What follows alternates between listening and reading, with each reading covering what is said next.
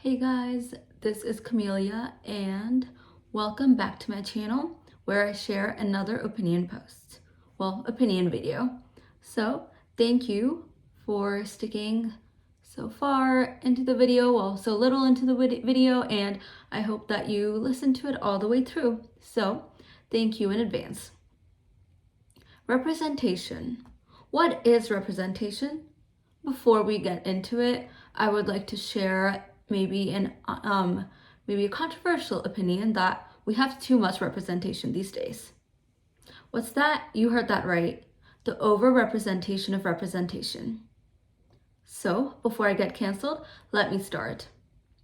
Representation is something that all of us need, whether it is someone like me who is a woman of color or someone who is part of LGBTQ, or just anyone in general, because there are so many of us with so many varied tastes, so much history in a family, so much culture, and there just isn't enough to represent us, because in mainstream media, in like books or just any kind of movie, TV show, whatever, since maybe like a couple years back, everything's been okay, but before that, there weren't that many people of color, or even if they were kind of like background side characters. And even with people, who weren't of color, it was always kind of one type of protagonist, one type of antagonist. It had just one little specific box for movies, to have a little checklist, and that's it. And obviously, Oscar nomination movies are different, but even then, there wasn't really much representation. So, when the representation movement started coming, first they did a lot for things like Black History Month, featuring a lot of very talented African American actors and actresses. And then slowly they started introducing Asian representation and finally a little bit of Indian representation through shows like The Mindy Show or, Davy from Never Have I Ever. But even then, it's kind of just, not really hit the mark, if I can say. And especially with LGBTQ representation, it has been perfectly fine. They have been really showcasing, the whole spectrum. That is great. But right now, I think that representation is being overrepresented or rather kind of misrepresented, because it's not really about people or showing how many people there are in the world, covering everyone. No, it is all about money. It's all about checklists. It's something like, oh my God, if I, don't include people from so-and-so groups, I will be labeled as asleep. So that is basically what people, in Hollywood are doing, even some Bollywood shows, whatever. So something I have noticed is that when they're trying to show LGBTQ characters, they're really just kind of being kind of strange about it. Where back in the day, like in the initial days, like 2010s, when LGBTQ was not accepted, it's still not accepted in many parts of the world, but it was really not accepted back then. They were slowly just introducing LGBTQ love stories and to kind of educate the public.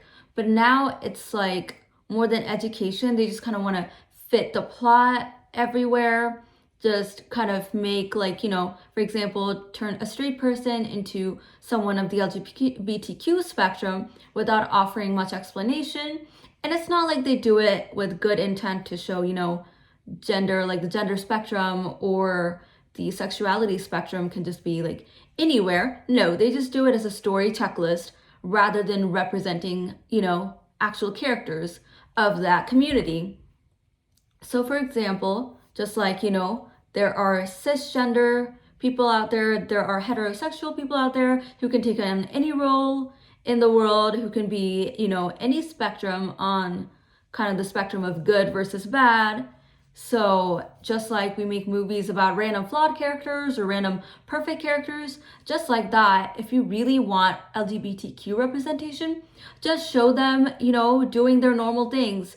Obviously, we are all part of a spectrum. Some of us are straight while others kind of fall at, the other end, and they do things just like shopping. They can be good, they can be bad, they can hold any role, they can hold any role in office. So why not treat them like, a normal, regular person? Like, even the term normal is, it can be offensive because it just like spreads people into little labels where someone's normal, but like more accepted normal rather than being the norm, all in quotes. So, if you really want representation of an LGBTQ character, you don't even have to show like a plot line. You can just show them, yes, that person is LGBTQ, but we're going to focus on the story instead of, like the identity, because we're going to show that they exist. They just exist. They do whatever they want. So it's all about a story that, yes, involves an LGBTQ character, just like when you feature a heterosexual cisgender character just involved in a random crime, random murder mystery, random romance. It's just like that. Like, obviously, you don't have to make everything a checklist or a little plot point just to make sure that you fit in your checklists everywhere. And now moving on to representation in terms of race or ethnicity. I can't really speak about any other races or ethnicity because I'm not from, that race. So it's not my place to say anything. But as an Indian, the representation I have seen of Indians is highly shady because it always features like that quintessential nerd kind of character who's always like been the side character. Mindy and Devi have been the only kind of main characters in a show. I don't know if there are any other main characters, but they've kind of been the only main characters. And while those shows have really kind of gotten, what it's like to balance that whole cultural difference and culture shock, what it kind of gets wrong is that it still places Indians in stereotypes. And I'm glad that in Never Have I Ever, they did show that other, I forget her name, but that other Indian girl with Devi, and she was shown as this cool kind of, Desi person and whatever. It's like breaking stereotypes, but she's still like a side character.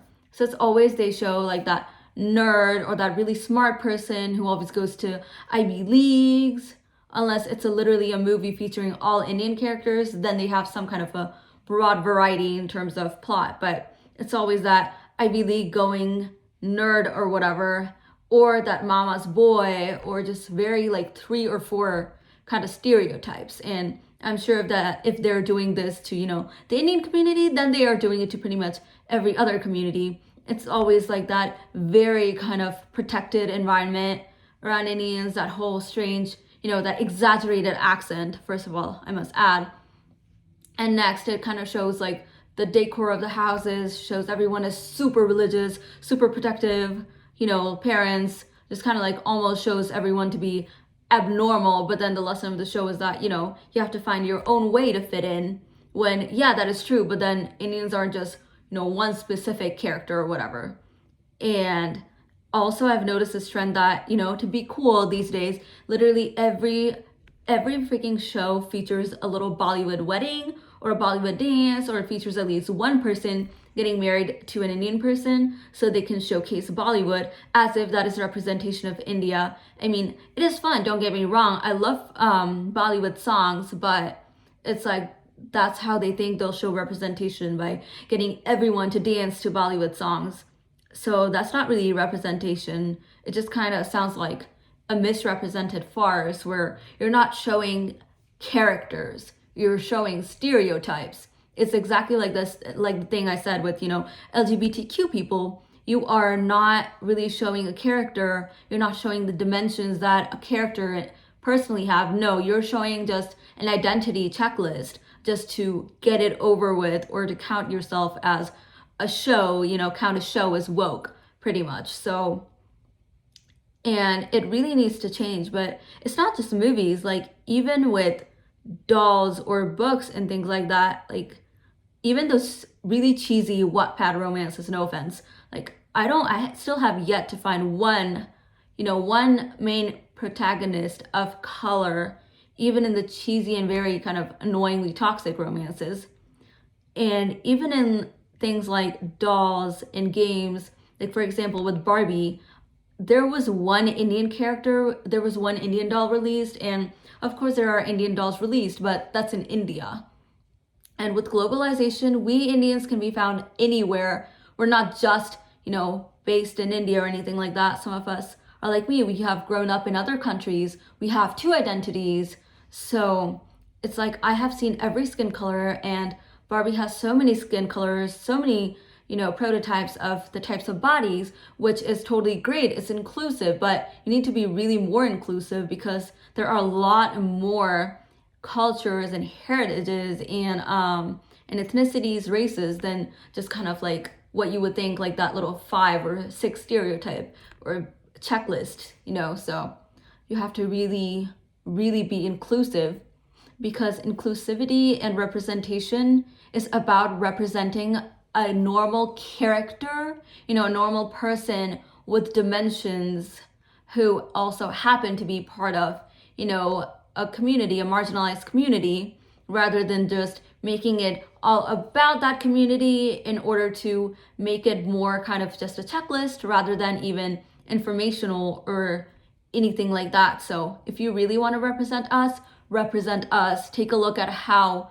we all are, even like in our community, not one of us are same, or, obviously stereotypes have to be just shut off and literally eliminated. So that's what I really wanted to talk about. And obviously I have no say in Bollywood. I don't even think anyone cares, honestly, what my opinion is, but I will still continue to share because I know a lot of people, are writers. They're kind of just like really getting into that creativity field. So maybe if they can just start with the representation and slowly it works all the way up from like here to here, maybe representation will be in, in kind of popular culture. And it is actually really important to have representation built into popular culture, because growing up, as little girls, little boys, children from any gender all over the spectrum, we really look to connect to a main character or even a villain, just anyone we can relate to. So when we don't have that, it's like we kind of just look and look and look for characters. And if we don't find one, well, obviously it kind of creates a gender crisis and identity, because there's not just one or two types of people in this world. So it can be really harmful for impressionable children growing up if they don't have someone like them in the media, because they'll think they're the odd one out. They will think that, they're not cool enough. They'll think they're not good enough. So it really does negatively harm not just children, but everyone, because we're so tired of like, yes, this person is of my race or ethnicity, or yes, maybe someone who is LGBTQ will be like, yes, that's same. They see someone representative of that group, but then they're like, but this person is not me, or whatever. Like they don't necessarily identify, or they can just find the plot forced. So at that point, it's more an insult than anything. So that's all I had to say, and thank you for listening. Bye.